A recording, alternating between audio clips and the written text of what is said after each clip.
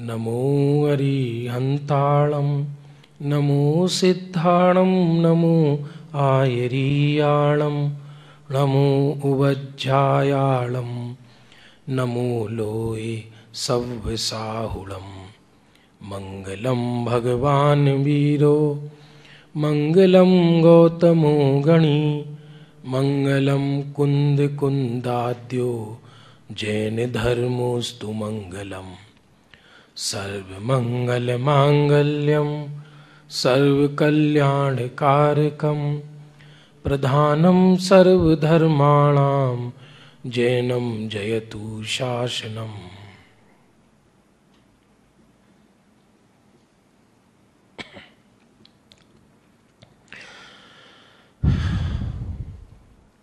बंधुओं, आज के व्याख्यान का विषय है परिणामों की विचित्रता।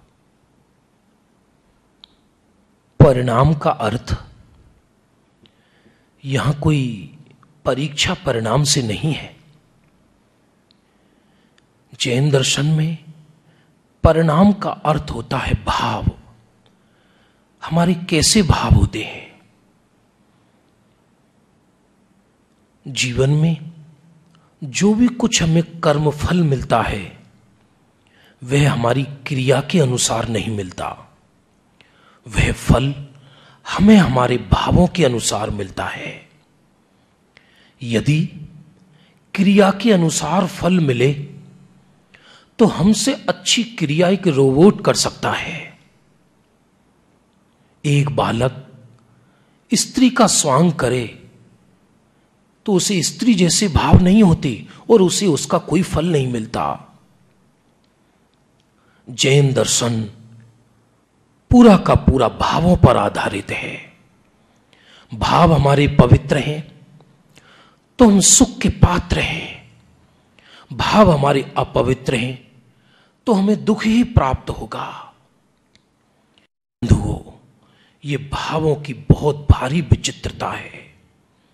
भाव कहें, थिंकिंग कहें, सोच कहें, परिणाम कहें, मन में चलने वाली उथल पुथल कहें, सब एक ही बात है। इसको शास्त्रीय भाषा में परिणामों की विचित्रता कहा जाता है। बंधुओं, इस तीनों लोक में अनंत जीव ठसाठस भरे हैं। उन जीवों के तरह तरह के भाव होते हैं। इसे लौकिक भाषा में ऐसा भी कहा जाता है, मन ही जीव की बंधन और मोक्ष का कारण है। एक व्यक्ति का मन इतना पवित्र होता है कि एक क्षण में घर गृहस्थी छोड़कर मुनि दीक्षा अंगीकार कर लेता है। और एक व्यक्ति का मन ऐसा होता है कि मरते दम तक वह कुछ नहीं छोड़ना चाहता, तृष्णा तृष्णा में ही उसका जीवन जाता है। इसी को परिणामों की विचित्रता कहते हैं। मैं इस परिणामों की विचित्रता के कुछ दृश्य आपको दिखाता हूं। आप उसकी फीलिंग कर सकते हैं जिनागम के अनुसार। अरे, एक जीव निगोद से निकले और मनुष्य पर्याय धारण करे तो उसको आत्मा की इतनी महिमा आती है कि 8 वर्ष अंतर मुहूर्त में वह दीक्षा भी धारण कर लेता है और भगवान बनकर, केवल ज्ञानी बनकर मोक्ष में विराजमान हो जाता है। देखो परिणामों की विचित्रता। और एक जीव मनुष्य पर्याय धारण करता है और मनुष्य पर्याय धारण करने के बाद मुनि भी बनता है और 11वें गुण स्थान में ऊपर चढ़ता है। लेकिन परिणामों की विचित्रता से ऊपर से गिरकर मिथ्या दर्शन में आ जाता है और पुनः संसार में परिभ्रमण करता है। देखो परिणामों की विचित्रता। ये कैसी कैसी विचित्रता है। एक व्यक्ति एक नाली को फलांगने के लिए भी बीच में ईंट रखता है, एक व्यक्ति बहुत बड़े नाले को फलांग जाता है। देखो परिणामों की विचित्रता। ये परिणामों की विचित्रता दिखाना हमारा उद्देश्य नहीं, बल्कि उद्देश्य यह है कि हम किसी के खोटे परिणाम या अच्छे परिणामों को देखकर जल्दी प्रभावित या अप्रभावित ना हो। ऐसा भी हो सकता है कि आज जिसके परिणाम बहुत अच्छे हैं, 1 घंटे बाद उसके परिणाम इतने खोटे हो जाएं कि जिसकी हम कल्पना नहीं कर सकते। हरिवंश पुराण में एक ऐसा एग्जाम्पल आता है कि एक क्षुल्लक महाराज समाधि ले रहे थे, आत्म ध्यान में लीन होने की कोशिश कर रहे थे, जिंदगी भर आराधना की थी। अंतिम समय मंदिर में बैठे थे, लोग धर्म ध्यान की बातें सुना रहे थे। एक बहन भगवान की वेदी के आगे खरबूजा चढ़ा गई और महाराज की नजर खरबूजे पर चली गई। अरे, सारी जिंदगी उपवास करने वाले, त्याग संयम और तपस्या से रहने वाले जीव के चित्त में खरबूजा खाने का भाव आ गया। और आयु नहीं बंधी थी, उसी समय आयु बंधी तो तिर्यंच गति की आयु बंधी और जाकर खरबूजे में कीड़ा बने। देखो परिणामों की विचित्रता। सारी जिंदगी आराधना करने पर भी अंतिम समय आराधना बिगड़ गई। देखो परिणामों की विचित्रता। एक अंजन चोर जो कि रानी का हार चुरा कर भाग रहा था, उसने सोचा मरना तो निश्चित है। और वह माली का जीव जो कि सेठ जी जिस रिद्धि को सिद्ध करके प्रतिदिन मेरू पर्वत पर जिनेंद्र के दर्शन करने जाया करते थे, वो रिद्धि सिद्ध कर रहा था और अंजन चोर भाग रहा था। बोले क्या कर रहे हो? बोले मैं इस रिद्धि को सिद्ध करके आकाश में जाऊंगा। बोले कोई जाता है क्या? कि हाँ सेठ जी जाते हैं हमारे। कि वो सेठ जी तो जिन धर्म के अनुयायी हैं और जिन धर्म कभी अन्यतावादी नहीं हो सकता।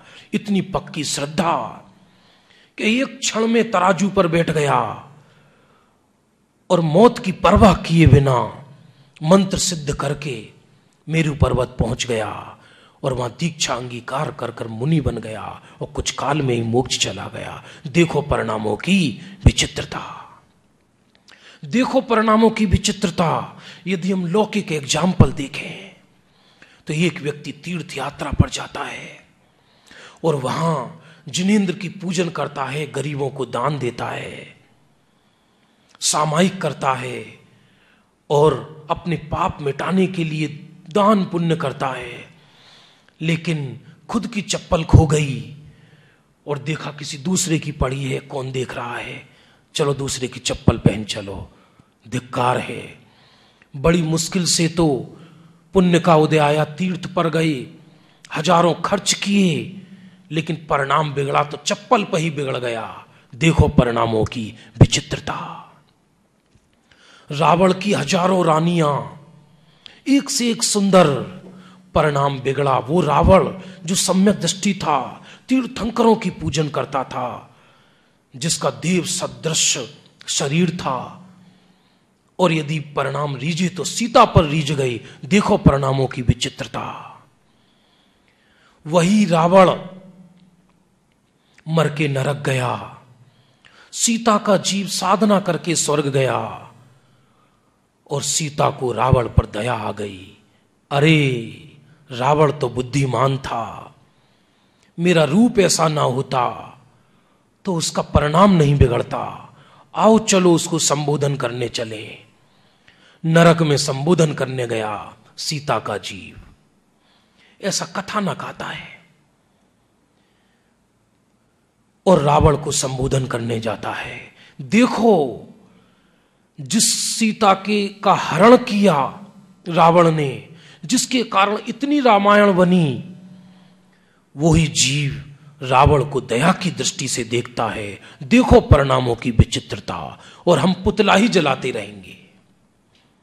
आगामी भविष्य में रावण तीर्थंकर बनेंगे, सीता उनकी गणधर बनेंगी। देखो परिणामों की विचित्रता। हम पुतला ही जलाते रहेंगे।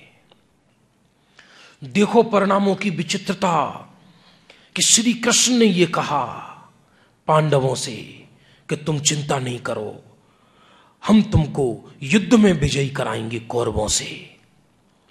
और श्री कृष्ण नारायण की कृपा से पांचों पांडव हस्तिनापुर जीते, वही पांडव एक दिन श्री कृष्ण के साथ बैठे थे और श्री कृष्ण जी से मजाक करने लगे। श्री कृष्ण जी को गुस्सा आ गया कि अपनी हद में रहो और अपनी मर्यादा मत भूलो। ये मत भूलना कि तुम हमारी कृपा से ही हस्तिनापुर जीते हो और अब तुम हमसे खोटा मजाक करते हो। जाओ, मैं तुमको हस्तिनापुर से च्युत करता हूं। अब तुम मुझसे लड़ो, तब तुमको हस्तिनापुर मिलेगा। ये विचार करते ही पांचों पांडव उदास हो गए। अरे धिक्कार है ऐसे राज्य को जो किसी की कृपा से मिले, अब इनसे कौन जीतेगा। ऐसा सोचकर नग्न दिगंबर मुनिराज बन गए। देखो परिणामों की विचित्रता कि जिस हस्तिनापुर को नारायण श्री कृष्ण की कृपा से जीता, वही हस्तिनापुर नारायण श्री कृष्ण ने ले लिया वापस। उसी हस्तिनापुर के लिए रक्त बहाया गया और उसी हस्तिनापुर से वैराग्य हो गया। देखो परिणामों की विचित्रता। बंधुओं, परिणाम बड़े विचित्र हैं।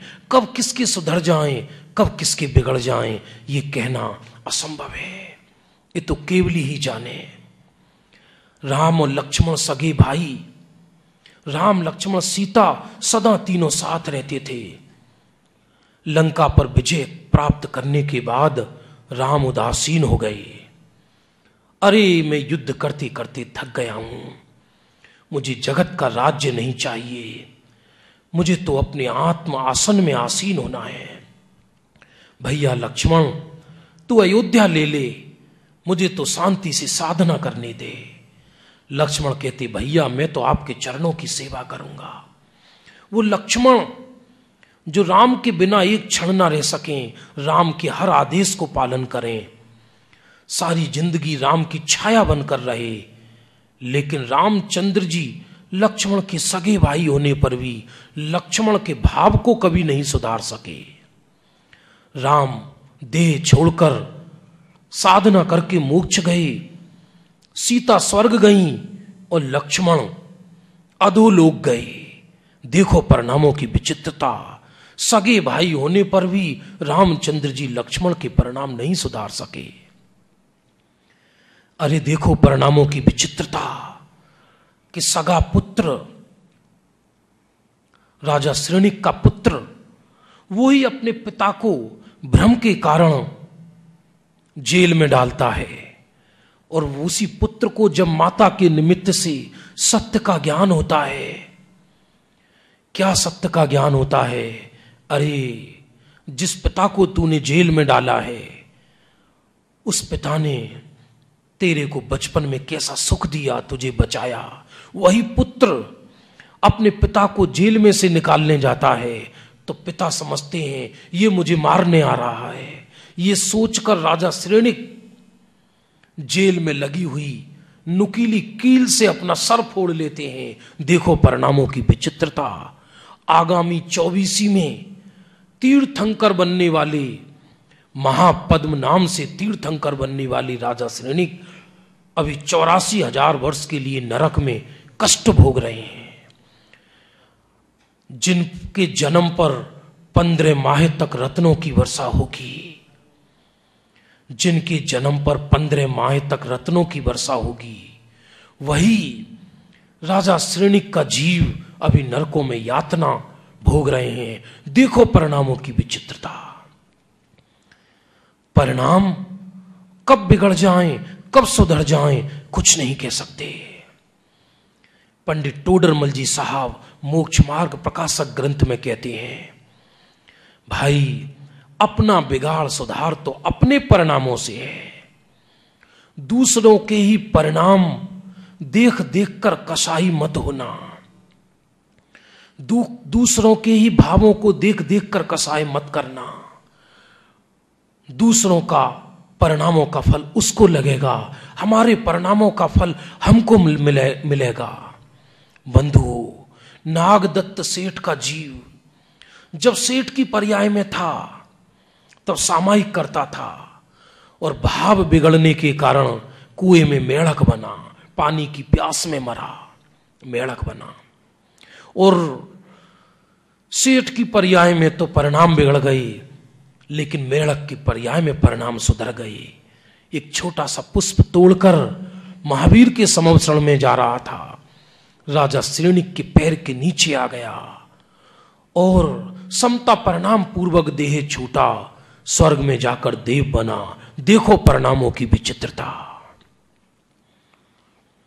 भगवान आदिनाथ का पौत्र, भरत का पुत्र मारीची, अरे जिसके पिता चक्रवर्ती हों धरती के, जिसके चाचा कामदेव हों, जिसके दादा तीर्थंकर हों, जिसके परदादा कुलकर हों, सौधर्म इंद्र जिसके घर का पहरेदार हो, देवताएं जिसके घर पर रत्नों की वर्षा करते हों, ऐसा बुद्धिमान मारीच भी अपने तीर्थंकर के घर में जन्म लेकर भी अपना कल्याण नहीं कर सका। और तो और दादा ने मोक्ष मार्ग खोला और पोते ने संसार मार्ग खोला। देखो परिणामों की विचित्रता। जिस घर से प्रथम तीर्थंकर ऋषभदेव हुए, आदिनाथ हुए, जिन्होंने विश्व को मुक्ति का मार्ग बताया, उसी घर में, उसी घर से उनके पोते ने संसार मार्ग बताया। कमाल है, मनुष्य पर्याय में वो भी तीर्थंकरों के कुल में जन्म लेकर तो परिणाम नहीं सुधार सके। परिणाम सुधारे तो सिंह की पर्याय में परिणाम सुधरे, जब हिरण का शिकार कर रहे। देखो परिणामों की विचित्रता। बंधुओं, ये परिणाम, ये भाव कब बिगड़ जाएं, कब सुधर जाएं, कुछ नहीं कह सकते। कोई तीर्थ में भी रहकर पाप कमाता है, किसी को अपना प्रायश्चित हो जाए अंदर से, तो महलों में रहकर भी, रंगशाला और नाट्यशालाओं में रहकर भी परिणाम को सुधार लेता है। देखो वो ब्रह्म गुलाल जो नाट्य करता था, वेश बदलता था, तरह तरह के स्वांग रखता था, स्वांग स्वांग में मुनि बन गया। पहले सिंह बना और राजा के पुत्र को फाड़ के खा गया, फिर मुनि का वेश धारण किया। अब राजा ने कहा देखते हैं सच्चा मुनि है या नहीं, और उसको तरह तरह की बातें कहने लगे। सोचा ये वेश बदल देगा। ब्रह्म गुलाल ने कहा ये वो वेश है जो बदला नहीं जाता।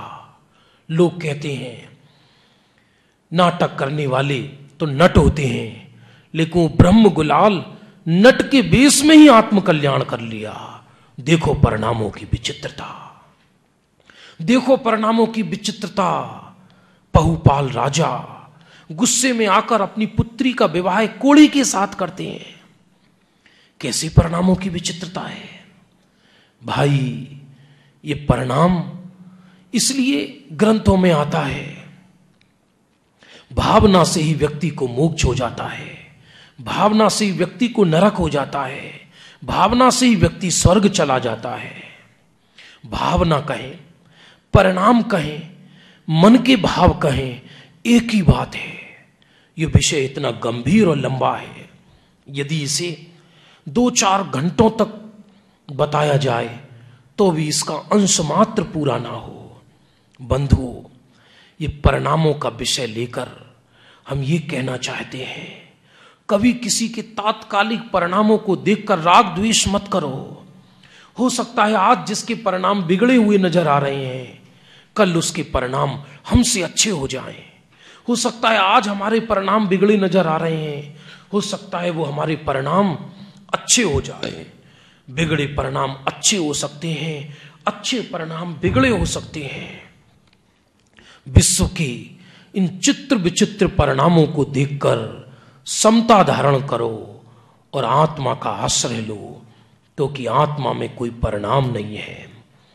अपने अंदर समा जाओ, अपना ही आश्रय करो, अपने ही अंदर समा जाओ और ऐसे समा जाओ कि कभी बाहर निकलने का अवसर ना मिले। इसी को शुद्ध परिणाम कहते हैं।